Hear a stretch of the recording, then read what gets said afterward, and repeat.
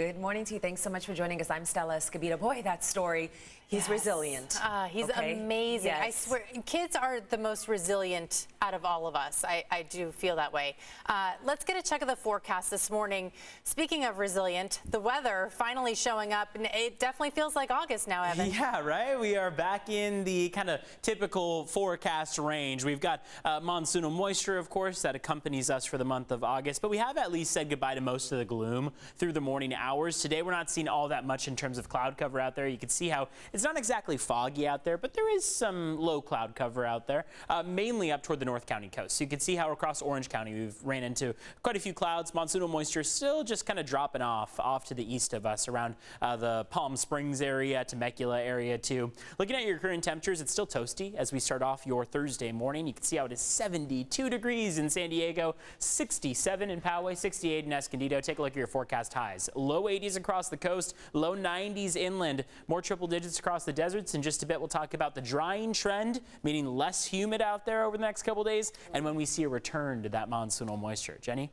Good morning to you. So I'm going to keep this one pretty quick because overall your travel times are fine. There are a handful of crashes, nothing so major that it's going to cause, huge chaos out on the roads. But I do want to mention one of the newer crashes that just popped in per CHP. This is actually impacting the 54, so traveling Hamishaw Road right at Chase Avenue. We do have a lot of crews on the scene. They're doing a little bit of recovery work because of an earlier crash, which just means they're cleaning the debris from the road. I don't see any major backups there. One more here. This is a little bit further north, Rainbow Glen Road, right near Ranch Brook Road. Single lane is blocked. Stella. Jenny, thank you. Today marks the start of a new vaccine requirement for all teachers and other school employees in our state. And local teachers are reacting to the new rule in effect. News 8's Chris Crow is live with what we need to know. Good morning, Chris.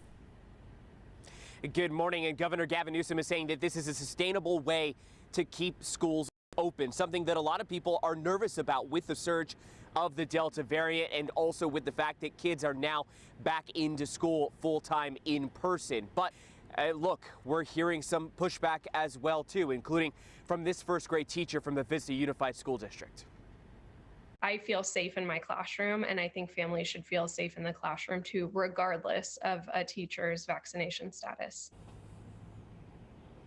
Now, the policy is pretty simple. Show proof of vaccination or submit to weekly testing. But it's not just going to be teachers wrapped up in this, also other school staff members that can include administration, custodial staff, bus drivers, a host of other people. Essentially, they need to prove their vaccination or, again, submit to weekly testing. Now, schools are going to have until October 15th to go ahead and get this in compliance, but there will be some type of punishment if teachers or potentially even schools are not enforcing this. There are progressive sanctions in the education code that Governor Newsom outlined. Now, as we just heard from Nicole Riek, that first grade teacher, Vista Unified, who says that, look, teachers should have the choice and this shouldn't be a mandate.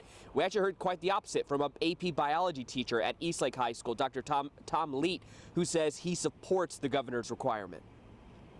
I understand people can make up their own minds and make their own decisions, but this is truly a public health issue.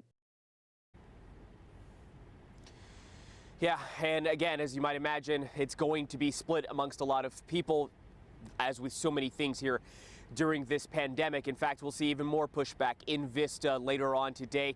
The group of parents that call themselves Let Them Breathe, they will be pushing back against the mandate for teachers to be vaccinated in schools here in California. Stella and Carrie.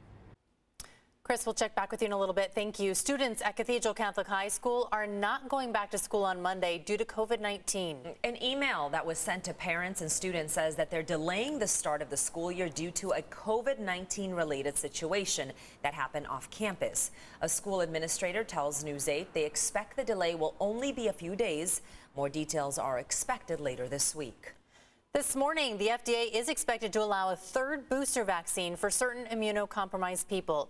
The agency could amend the emergency use authorization orders for the Pfizer and Moderna COVID vaccines. The boosters would only be for people with compromised immune systems. It could still be months before officials recommend additional doses for everyone else. Meantime, the FDA is expected to give full approval of the vaccine in the coming weeks. The CDC is now urging pregnant people to get vaccinated. The agency cites new safety data. It indicates there's no increased risk for miscarriage or to unborn babies. The CDC says this applies to people who receive the Pfizer or Moderna vaccine before 20 weeks of pregnancy.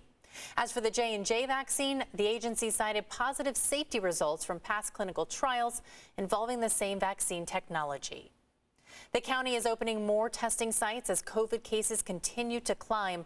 Locations and times are on your screen. Starting today, the site at North County Lifeline will be open Thursdays.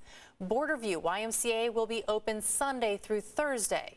Then the Lemon Grove Senior Center is open Tuesday through Saturday, and Northgate Market San Diego is open on Wednesdays. For more information on the county's testing sites, just head to cbs8.com and click on the help button. New details this morning in a disturbing case. A California father has confessed to killing his 2-year-old boy and 10-month-old girl near Rosarito, Mexico. Matthew Coleman told investigators that conspiracy theories influenced him, and by murdering his 2 children, he was, quote, saving the world from monsters. According to a criminal complaint, when Coleman's wife reported him and the 2 children missing, she did not believe her kids were in any danger, adding there was no argument prior to Coleman's disappearance. Coleman is currently being held in federal prison without bail. He is scheduled to be arraigned on August 31st. And Matthew Coleman is an American citizen, so were his 2 young children. Attorneys we talked to say U.S. FBI agents will be working with Mexican authorities to piece together their case. Each side will go through their own individual legal proceedings. The U.S. can still charge you if you're a U.S. citizen. You committed crimes against another U.S. citizen in another country, regardless of what happens in the trial down there.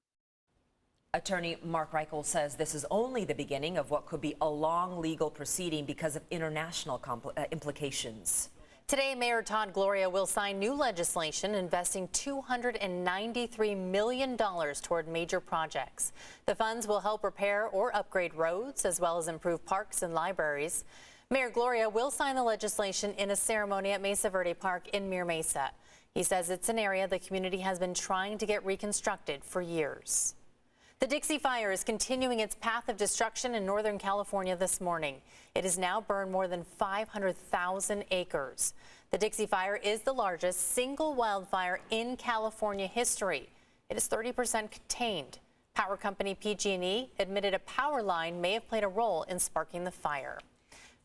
And the conditions there are still dry, Evan, and firefighters, they just need a break. Yeah. 500,000 acres at this point. Oh my gosh, I was reading about those pyrocumulus clouds, the clouds that literally are created by the smoke from the fires. So the fires can literally create their own microclimate and create thunderstorms that can, of course, then further the damage and the danger, because dry lightning is another concern when it comes to those fires. So even here locally in San Diego, we run into the same issue where when we see monsoonal moisture and thunderstorm activity, we run into that chance for some fires. We also then, when we see humidity drop down, run into dry conditions out there. So we have the same kind of microclimate here across the state of California, especially during drought conditions, which is why you got to pay pretty close attention throughout the year now as to what's going on out there. Looking at your temperatures as we kick off the morning, it is toasty. We were already in the 70s, 72 in San Diego, 73 right now in El Cajon. They gained a degree, 66 in Del Mar, 67 up in Oceanside. So you can see what we're talking about.